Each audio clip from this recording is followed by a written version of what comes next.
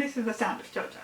And yes, I'm back. I'm sorry I've been gone for so long, but filming and editing and all that stuff just got really annoying and overwhelming, and I just didn't feel like doing it. And I also feel like it was making my videos suffer a bit. None of my recent ones have felt like anything special, so I just needed to take a break.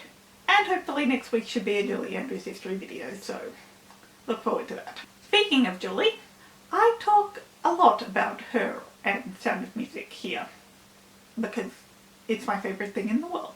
But in my day-to-day life, it's a bit different. Listen to and watch and think about and interact with other things that aren't Sound of Music a lot more than I do with Sound of Music. But despite that, I still know that Sound of Music is my favourite. And this video is going to talk about how. Also, it's Kim Carrath's birthday, the day that I'm filming this. So when you see it, it will be the day after Kimmy's birthday. Happy birthday, Gretel! So I would never have ever thought it would be possible that I would love anything as much as I love Sound of Music. And then along came Hamilton, and I was proven wrong. Because as it turns out, Hamilton and Sound of Music are equal in my love for them, in that I love both of them more than life itself. So yeah, there's probably going to be a lot of mentions of Hamilton in this video, but it is kind of to illustrate how I know that they are indeed equal, how I know that it hasn't lost its top spot. Whenever I'm doing a specific thing that requires me to display my love for something, Sound of Music is always my first thought. When I'm planning or decorating or organising or setting something up, Sound of Music is always my first thought. Like for example, my phone and my computer. When I first got my current phone, I needed to buy a new case because my current one's quite a bit bigger than my old one. And there was no question at all that the new case I would get for it would be a Sound of Music themed one. Because my old phone had a Sound of Music themed case. It was going to be different, but there was still no possibility of it being anything other than Sound of Music. In fact, on a similar note, I really wish I could get the Frome Sound of Music phone case. If you haven't heard of Frome, what they basically do is take the entirety of a movie or a music video or something like that, pick out the key colours for each given scene, and they put it into one long image like this. This is what they come up with for Sound of Music. So each little section represents a specific scene. And yes, I could tell you which scene it is. And I want that so bad. But unfortunately it is not available for my current phone. But when I do get a phone that fits it, I will be buying it. And it was the same situation when I got my current computer. My little profile picture on my last computer was of course a Sound of Music one, and so once again when I was moving computers there was no possibility that it would be anything other than a Sound of Music photo. Like what happened with my phone, it is a different image, but it is a Sound of Music related image nonetheless. In fact, it's the image from this plate right here. Even with my computer sort of having a theme, in a sense, a theme that is not Sound of Music, there was no question that Sound of Music would be that image. There was no question that Sound of Music would be all over it. My computer is actually semi-themed on one of my favourite book series. The case I have for my computer lid is the cover of one of those books, and it's because said cover has an apple on it, and I have a Mac. My old computer was not a Mac, and so it had a giant Sound of Music sticker on top of it, and if I still had a PC there would definitely be Sound of Music on the lid. Going back to my phone, I really have no music on my iPhone music app.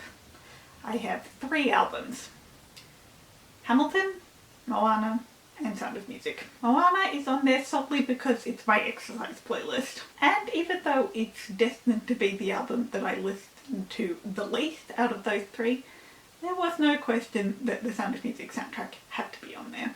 My lock screen is, and has always been, Sound of Music. My main wallpaper is a little different because I use Widgetsmith, and I use Widgetsmith solely so I can have different images on my phone. Like this. And yes, some of those screens are Hamilton. But before I used Widgetsmith, this was my wallpaper. And if I didn't use Widgetsmith, this would still be my wallpaper. And I organised the apps in a way that that picture of Maria and the Captain dancing was always completely visible. There were 3 rows of apps over multiple screens, so that that image was always completely visible. Couldn't bear putting all the apps on one screen if it meant covering up that image. If you're wondering about my ringtone, it's not actually Sound of Music. It has always been Camelot.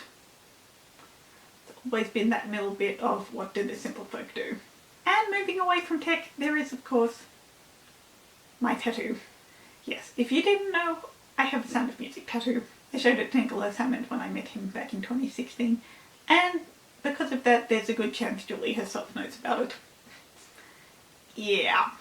But I am also planning my next Sound of Music tattoo. But I haven't worked out exactly how I want it to look yet. It's going to be a My Favourite Things one that goes on my arm. I also have a Hamilton tattoo, but if down the line I decide to get another one, it will not be to offset my second Sound of Music one. So even though I don't have a lot of active interactions with Sound of Music on a day-to-day basis, it is instinctual to me in a way that I don't think anything ever will be. Even if something else joins Sound of Music as my favourite thing in the entire universe, I don't think it will be instinctually my first go-to the way Sound of Music will be. When it comes to showing off my favourite things, I need to make sure Sound of Music is covered before I get to anything else. I don't watch the movie as much as I used to, but that's a good thing. I've talked about it before, but there was a long time where I would watch it once a month, simply because it's my favourite movie. So of course I'll want to watch it once a month. But a couple of years ago I decided to stop doing that, and it was a good choice. I actually haven't watched it since December, but I know that when I next get around to watching it, which should hopefully be very, very soon, it will be far more magical than it would have been had I watched it 3 weeks ago. After having watched it once a month for so many years, compounded by the fact that it is just so freaking long, even if it goes by in the blink of an eye for me, I have to kind of force myself to watch it in a way. Because all that ridiculous planning meant I'd forgotten what it's like to want to watch Sound of Music. And I have to plan to watch it because I always want to watch it, if that makes any sense. And I think that's probably it. Maybe part of the reason I have to remind myself how much I love Sound of Music is because of how much I love Sound of Music. It is so connected to who I am that I have to remind myself that it is actually separate. So, no matter what happens with anything else, that's how I know Sound of Music is, and always will be, my favourite thing in the entire world. Even if something else joins it as my favourite thing in the world, Sound of Music will be its own brand of uniquely special to me. And I love that. Sound of Music is hard for me to love, but it's worth it. And that's everything I've got for today, guys. I hope this made some level of sense. I thought it was a good one to start off with after a break. Next week should be a Today in Julie Andrews history video, so look forward to that. Feel free to like and subscribe, and I'll see you in my video next time. So long, farewell!